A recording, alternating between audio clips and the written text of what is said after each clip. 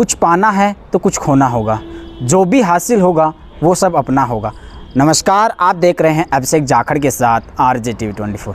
आज हम एक ऐसे ही बालिका से मिलाएंगे आपको जिन्होंने अपने गांव का रोशन किया है, अपने शहर का नाम रोशन किया है। एक ऐसी बालिका जो राजकीय माध्यमिक विद्यालय में पढ़ती थी और उन्होंने 97% क्रॉस की। एक ऐसी बालिका से मिलाएंगे जिन्होंने अपने माता पिता का, गुरुजनों का आशीर्वाद लेके नाम रोशन किया। हम बात कर रहे हैं सीकर ज़िले के नागवा गांव की बालिका पूजा की। पूजा से बात करेंगे, उन्होंने कैसे परसेंटेज अचीव किए और उनको कैसे कैसे मोटिवेशन मिले, उन सब के बारे में जानेंगे और वो क्या कहना चाहेंगे अपने छोटे भाइयों को, बहनों को, उनके बारे में भी बात करेंगे। आज हम पूजा से जानते हैं, पूजा ने जो अभी राजस्थान गवर्नमेंट के द्वारा 10th और 12th के रिजल्ट जारी किए थे, उसमें 12th में पूजा ने बहुत ही अच्छे मार्क्स अचीवमेंट किए थे। तो पूजा से जानते हैं वो कहाँ से आते हैं, उनके पारिवारिक बैकग्राउंड कैसा है। नमस्कार पूजा, आपका RJTV24 पे स्वागत है। नमस्कार, आप यहाँ आए इसके लिए आपका बहुत बहुत धन्यवाद। पूजा, हम आपसे ये जानना चाहते हैं, जो आपके 12th के रिजल्ट हैं तो आप कहाँ से आते हैं, पहले तो ये बताइए हमारे दर्शकों को, और आपके पारिवारिक बैकग्राउंड कैसा है। मैं नागवा से आती हूँ, मतलब हमारी स्कूल है वो हमारे गांव में ही है, ज़्यादा दूर नहीं है, हमारे घर से 3 किलोमीटर दूर है। मैं वहाँ से आती हूँ और मैं एक बहुत ही मतलब किसान परिवार से बिलोंग करती हूँ मैं एक। तो आपके पापा क्या करते हैं किसानी के अलावा? किसान, बस किसानी। अच्छा, तो पूजा जो आपने अभी जो 12th में मार्क्स अचीवमेंट किए थे वो कितने परसेंट थे? 96.60। 96% थे, यूँ कहें कि 97 ही मान के चलो, 90 अब हो जाता। तो आपने जो राजस्थान गवर्नमेंट स्कूल में आपने इतने मार्क्स अचीवमेंट किए, ये एक बहुत ही अच्छी चीज़ है। तो पूजा, मैं ये जानना चाहता हूँ कि आपकी गवर्नमेंट स्कूल में इतने मार्क्स अचीवमेंट करना, इसके पीछे की क्या वजह है? क्योंकि गवर्नमेंट स्कूल में इतने परसेंटेज बहुत कम लोगों को देखने को मिलते हैं। हाँ जी सर, आप बिल्कुल सही बोल रहे हैं। गवर्नमेंट, हाँ कि प्राइवेट स्कूल में तो आ जाते हैं लेकिन गवर्नमेंट में कम ही आती हैं। तो लेकिन इसके लिए ज़रूरी है कि एक तो कि स्कूल का स्टाफ और एक घर और एक खुद बच्चे की लगन, ये ज़रूरी बहुत होते हैं। कि जब स्कूल का स्टाफ बहुत अच्छा हो ना, तब ये सबसे ज़रूरी होता है कि वो पढ़ाने वाले कैसे है, उस पर डिपेंड करता है ये सब कुछ। जैसे आपने स्टाफ की बात की, क्योंकि सबसे बड़ा होता है गुरुजन का आशीर्वाद। हाँ। तो आपने जो टीचर्स हैं वो कैसे आपको मोटिवेट करते हैं? अक्सर क्योंकि एक क्लास में 50 स्ट्रेंथ होती है तो उसमें से एक ही बच्चा, 2 बच्चे ऐसे टॉप करते हैं, पढ़ाया सबको सेम जाता है। तो इसके पीछे क्या वजह है कि आपके 97% आए? ये तो एक अलग जुनून सबको भी पढ़ाया होता तो सेम ही जाता है। हाँ, सही बात है, सबको सेम ही पढ़ाया जाता है। लेकिन एक ये होता है कि एक बच्चों में भी तो जुनून होना चाहिए ना। कोई ऐसे सोचते हैं कि बस पास करनी है तो वो पासिंग मार्क्स से लेके आएंगे ना, और कोई हमें हमारा गोल होता है कि हमें 95+ क्रॉस करने हैं, तो हमें क्रॉस करने होते हैं वो। तो वो एक ये बात होती है कि वो जुनून होना चाहिए।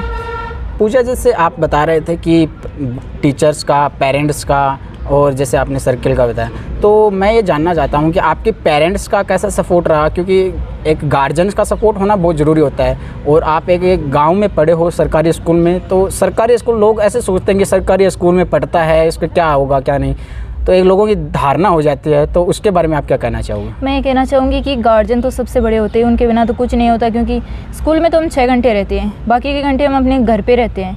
तो गार्जियन का बहुत ज़रूरी होता है। वो हमें हमेशा गाइड करते हैं, ऐसे कहते हैं कि बेटा, वैसे तो जैसे गांव में हम रहते हैं तो ऐसे करते हैं कि काम भी करना होता है लड़कियों को, चलो लड़कों का तो कुछ नहीं, लेकिन ऐसे नहीं थे हमारे गार्जियन। हमारे गार्जियन हमको बहुत सपोर्ट किया कि तुम बस पढ़ो, तुम्हें कुछ नहीं करना है, सिर्फ पढ़ो।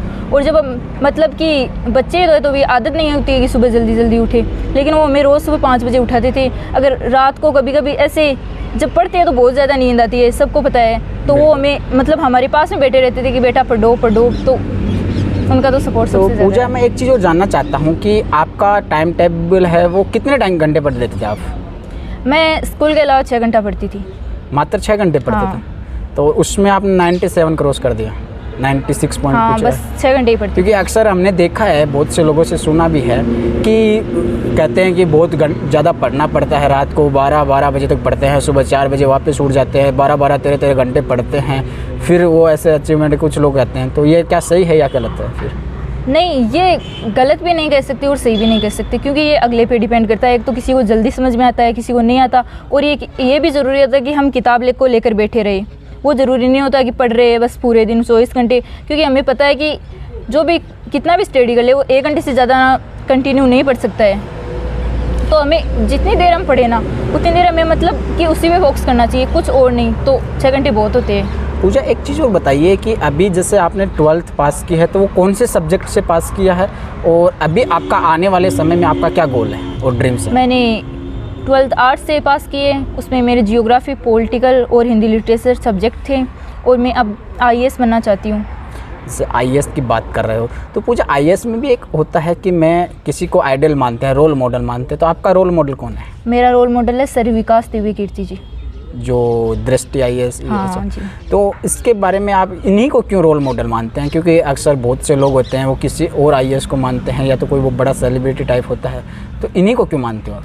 क्योंकि इन्होंने जब भी एक एग्ज़ाम दिया IAS की हमेशा क्रैक किए और बहुत ही अच्छी रैंक प्राप्त की है। ऐसे मान लो कि फर्स्ट किए, और अब ये खुद इन्होंने इस्तीफा दे दिया है IAS से, और ये IAS तैयार करते हैं, अभी खुद है नहीं लेकिन तैयार करते हैं, इसलिए मैं इनको।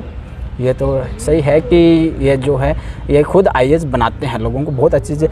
पूजा, मैं एक चीज़ और जानना चाहता हूँ, आप एक गांव से आते हो, सामान्य परिवार से हो, आपके पापा भी किसानी करते हैं, तो आपने इतने अच्छे मार्क्स अचीव किए, लेकिन आपने आप IAS की बात कर रहे हो, तो इसके लिए भी आपको बहुत सी चीज़ें स्ट्रगल करनी पड़ेगी, तो इसके बारे में आपका क्या प्लान है आगे?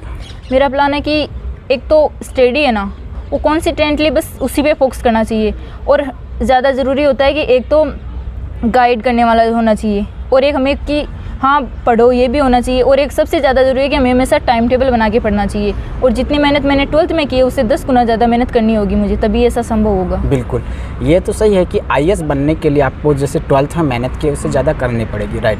लेकिन मैं एक चीज़ और जानना चाहता हूँ, आपने जो ये अचीवमेंट की है इसके लिए आप इसका क्रेडिट किसको देना चाहोगे? सबसे पहले मैं इसका क्रेडिट अपने माता पिता को देना चाहूँगी, जिन्होंने मेरी बेस तैयार की है, और बाद में मैं हमारे स्कूल के स्टाफ, और सबसे ज़्यादा हमारे प्रिंसिपल सर, क्योंकि उन्होंने हमेशा मुझे गार्जियन की तरह गाइड किए हैं। उन्होंने कोई भी एहसास नहीं होने दिया कि नहीं कुछ नहीं, हमेशा कि कभी भी मुझे ऐसा लगता था कि सर ये कैसे होगा, तो उन्होंने हमेशा ऐसे कहा नहीं बेटा होगा नहीं, कैसे होगा, ज़रूर होगा, तुम कर सकती हो, ये बहुत ज़रूरी होता है।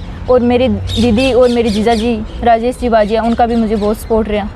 अच्छा, तो पूजा एक चीज़ और बताइए कि आप ही के जैसे युवा हैं, यूथ है, वो भी ऐसे अचीवमेंट करना चाहेंगे, तो उनके लिए आप क्या कहना चाहोगे?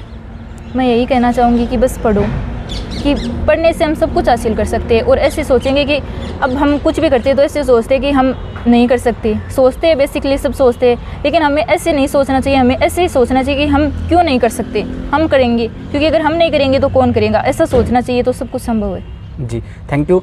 फिर मिलेंगे ऐसे ही एक नौजवान के साथ में। आप देखते रहिए हमारे साथ RJTV24। RJTV24 ऐसे ही सेलिब्रिटीज़, ऐसे ही युवा जो कि कुछ अलग करना चाहते हैं, उनके अंदर एक जज्बा है, जुनून है, ऐसे लोगों के मंच पे लाते हैं। आप देखते रहिए हमारे साथ RJTV24। RJTV24 के माध्यम से हम एक छोटा सा अनुरोध और करते हैं, आइए हमारे साथ जुड़िए, हम समाज को एक नई दिशा देने का काम कर रहे हैं। जय हिंद, जय राजस्थान।